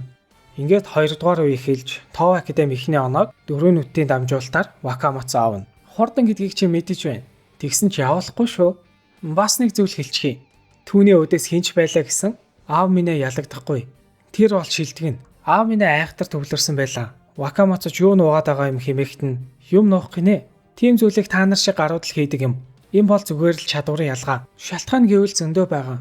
Жишээ нь хиц давуу хорд уншиж чосно уу? Үгүй. Түүнээс илүү хордон байна. Намайг хамгийн сайн мэддэг гэлөө. Ингэн гэж бодсонгүй юу? Зүүн. Тэгэхэд баруун тал руу кроссовер хийн. Эсэргээрээ юу? Мөн чадварын ялгаа.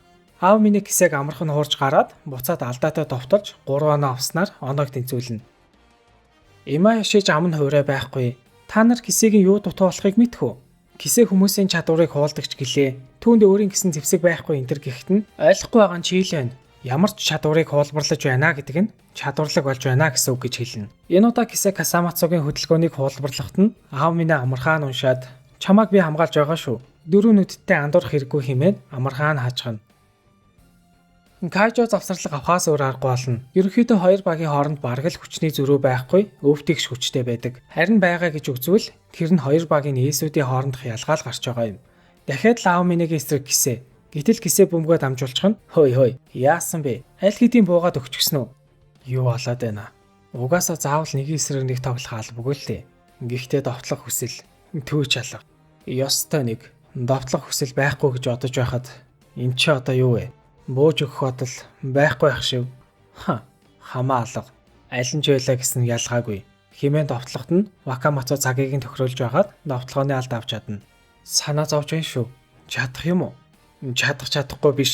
Хийх болно. Өөрсдийн нээстэй итэг. Аав минийш довтлсон орл харин гисээ түүнийг алдсаар л байлаа. Юу гэсэн үг вэ? Том ам гараад байсан байж юу ч хийхгүй л юм штэ. Новш гэж. Яалтчгүй новшин кул юм аа. Хин ч холборлож чадхааргүй. Цорын ганц тоглох юм маяг. Энэ хүнийг шүтэж анх сакс тоглож эхэлсэн. Ингийн тоглолтыг ганц хараад л холборлож чаддаг байтал энэ хүнийхийг хідэж оролцсон чадаагүй. Гэхдээ үнэндээ яагаад чаддаггүй гэдгээ мэдэж байсан. Шүтчихвэл давж гарч чадахгүй. Яалтчгүй бодит байдал дээр кисэ аав минийгээс дутаж байж магадгүй. Гисэн ч би кисээг авсан. Гэхдээ потенциалын хувьд огтхон ч дутуу биш. Тэр ч гэсэн яахын аргагүй. Гоц аав ястав. Түүнийг ялахыг хүсдэг мөртлөө сэтгэлийнхээ гүнд түүнийг битгий ялагчхаасаа гэж хүсдэг байсан болохоор одооноос түүнийг шүтгэхэ боллоо. Арэ, тийм ээ. Наадах чинь. Кисэ аав минийг хуулбарлах гэж байх шүгэ. Тийм зүйл чадах юм уу? Угаасаа кисэ чаддаг зүйлээ л хуулбарлаж чаддаг. Чадахгүй зүйлээ чадахгүй. Нэг ёсондоо хурдан сордог гэсэн үг. Нэг ёсондоо өөрийн чадвараас авсан зүйлийг хуулбарлаж чаддаггүй л гэсэн үг. Гэхдээ эсэргээрээ тийм байсан ч хийх гэж оролдож байна гэдэг нь чадна гэж итгэж байгаа гэсэн үг. Хоёрдугаар үе дуусахтай зэрэгцэн 4 нүдэд 3 оноо авснаар эхний агсыг Тов Академи 9 онооны зөрүүтэй тэргүүлж дуусгана. Вакамацу кисээг дахиад хэр хугацаа үлдсэнийг асуухад хурдгандаа 3 дугаар үеийн хагас удаандаа 4 дугаар үе гэхэд аав минийг хулбарлаж чаддаг болно гэж хэлдэг. Аав минийг хулбарлан гинэ. Тийм ээ. Зөвхөн хөдөлгөөнийг нь ч биш. Тоглолтын хэв маягийг тэр чигт нь холборлно. Одоо нэг цаг үлдээгүй байх. Дасгалжуулагчаа. Тим зүйлийг мэдсээр байж түүнийг хурдхан суулгал та. Хой. Тэнэгдэхэ бэл. Албаар гарааны бүрэлдэхүүнээс солруулж яаж болдог юм? Энэ чигээрээ гарна гэдэг нь тодорхой үсттэй. Юу гинэ? Аав минь чи юм уу? Намайг холборлохаа боломжгүй гэдэг нь тодорхой үсттэй. Тэр холборлож чадсан байлаач үр дүн нь адилхан. Намайг ялж чадах нэгэн бол зөвхөн би. 3 дугаар үе эхлэхэд Кайжо хүн тус бүр дээр шахалт үзүүлж хэлснээр Вакамацу бөмбөг таслаж Кисэ рүү дамжуулна. Харин энэ удаа Кисэ аав минийг хуулбарлахад Имаиши алдаа гаргаж зогсооно. Кисэгийн сурхуурд Момоён тооцооллыг давсан байлаа. Сайн алдаа байлаа. Вакамацу. Аав минийг анх орж ирсэн үеийг сандгүй. Анх итгэл төрсөндөө зэрэгцээд хэрвээ эсрэг багт байсан бол гэж төсөөлөхөд нуруугаар хөөт тааж байсан. Муу шүү. Дөнгөж сая миний нуруугаар хөөт таажглаа. Яг төсөөлсөн шиг биш вэ? Илүү хурдан. Өшөө илүү хурдан. Дахиад л аав минийг хуулбарлаж Вакамацу мөн л алдаа гаргаж зогсоон. Гэхдээ одоо ч хүртэл Кисэ аав минийг бүрэн хуулбарлаж чадахгүй л байлаа. Хөдөлгөөний төсөөлснөөс нь баг зэрэг зөрөөд байгаа болохоор тэрээр зөвхөн аав минийгээс өөр хүн түүнийг хамгаалахаар ирэхдээ аав минийгийн хөдөлгөөнийг ашиглаж байлаа. Нэг үгээр бол Кисэ аав минийтэй нэг эсрэгнийг тулах тэр мөчөд аав минийг бүрэн хуулбарлаж дууссан гэсэн үг. Тэгэл байж байсан аав минийг гинтл хизээ ч манаа аваад бүгдийг нь чимээгүй болгож орхино. Саяных шийдэлт байсан уу? Тэр ч байж боломгүй юм. Битгий хөдөлж ядаад бай гэсэн. Хэрвээ амжихгүй байвал тийм л байсан гэсэн үг. Чамааг бэлэн болох хүртэл хүлээгээд байж байх би тийм төвчээрдэг хүн биш шүү. Кайжогийн довтлого ээлж болж тэдэж онооны зөрөөг барихын тулд бүхнээ тавьж байлаа. Довтлогоо ондож, самраас бөмбөг авалтандж, мөн хамгаалтанд ч тэр. Горокогийн хилээд байсан зүйлийг саяхнаас ойлгож эхлэх шиг түүний хилээд байсан баг. Бас багийн төлөө би яг юу хийх ёстой вэ? Мөн би яг одоо юу хийх ёстой вэ? Намайг ялах нь зөвхөн би. Тэгвэл тэр бигээд байгаа чинь өөдөөс чинь байвал яаж вэ да? Кисэ бэлэн болжээ.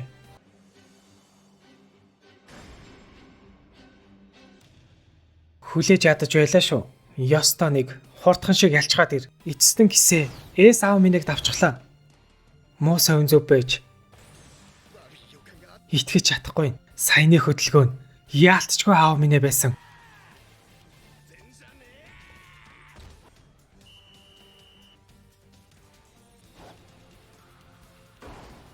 Хоёр оноо нэмээд алдаа авч чадна. Мөн үүнээс гадна аав минийгийн 4 дахь алдаа баларлаа. Дахиад хамаагүй тоглож чадахгүй. Чадуулчихлаа. Тэдэнд өөр нэг арга бас байжээ. Нэрэл хэцүү байх шүү. Нэг ёсондоо манай эс хөдөлгөөнөө бүрэн хуулбарлуулахаас гадна алдаанаас олж нөлөөнж багасгана. Яг энэ мөчөд Кисэ аав минийрөө өрөвдсөн царайгаар хараад эхлэн зөвхөн ганцхан тохиолдолд хүн хий нэг өрөвддөг. Тэр нь зөвхөн өөрөөсөө сул дорой нэг л өрөвддөг юм. Нэг ёсондоо Кисэ энэ үед аав минийг дээрээс нь харж байгаа л гэсэн үг. Бүгд л шок болсон байхаас гадна аав минээ бодлогоширж байгаад ирсэн дамжуултыг харалгүй Кисэд болоолгоно.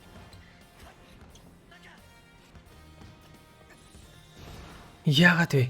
Зөвхөн хөдөлгөөнч биш. Хурдан хүртэл аав минийтэй адилхан байна. Ёстой нэрээ. 4 алдаа бол миний өөрийн болгоомжгүй гих. Гэхдээ энд ихээр Кисэгийн найдаж байсан зүйл үү? Үгүй. Хэдий тэр бага ялуулахыг хүссэн ч ийм зүйл найдаагүй тодорхой. Гиснээс хараа чи энэ царай гаргах гэж. Бас юу вэ сацгүй? Наад санаа зовсон байдал чинь. Юу вэ? Наад паниктсан байдал чинь. Ёстой нэрээ. Эднэр бүгдээрээ андуурах хэрэггүй шүү. 4 алдаа авлаа гэд тэд намайг хоошин сууна гэж бодох ч гэж бас болох шив. Тэр тусмаа чи хамгийн ихээр таалагдахгүй байх шүү Кисэ. Өрөвдсөн царай гаргах хэрэггүй. Тим зав байгаа бол амиад эн чин тавиад дайраа тэр. Чамайг чадна гэж мэдэж байсан юм. Иймхэн зүйлд дуусчих бол хоошин суух байлаа. 3 дугаар үед дуусч 5-гийн дасгалжуулагч нь тактика ярьж байтал аав минь олон юм ярих хэрэггүй. 4 дугаар үед бүх бөмбөгөө надад өг. Би тэднийг будаа олгоод өгье л гэж байдаг. Харин Вакамацу давраад агаар энэ төр гихтэн дөрөвнүүдэд түүнийг хүснээр нь болго. Тэр талбаагаас хөөгднө үү, түүнийг сэлгэн суулгано хамаагүй. Тэр үед бид нар дуусах болно. Учир нь одоогийн Кисэгийн үдээс тоглож чадах цорын ганц хүн бол аав минь л гэж байдаг. Харин нөгөө талд Кисэ нилээд ядарсан байдаг. Багийнхны түүнд итгэж байгаагаа хэлнэ. Ингээд 4 дугаар үе эхэлнэ. Аав минь 4 алдаа авсан энэ төргээд удаашрах нь бүх хил бүр илүү хурцолцсон байдэ. Яалтчгүй мангас юм гэж гайхамшигын бүртлийн шилдэг нь аав минь дайки. Гэхдээ аав минь ямар ч арга хэрэглэж яаж ч довтлсон Кисэ хариуг нь яг адилханаар нь хариуг нь барьсаар л байлаа.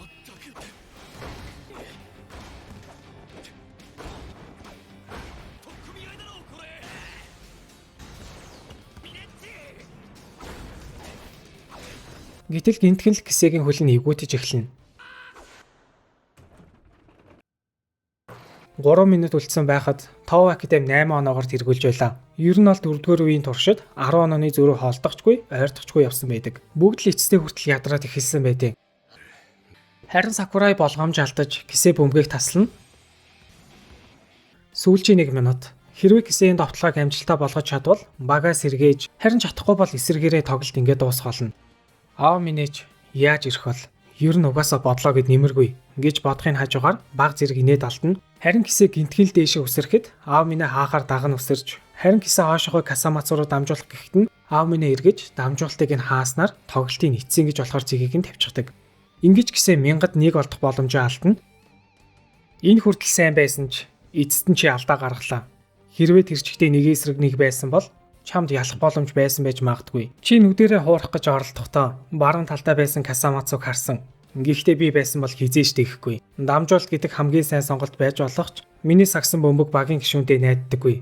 Цорын ганц боломжоо алдчихлаа. Энэ тэмцээн ингээд дууслаа. Сэрэж тэнгээ. Тэмцээн хараахан дуусаагүй байна.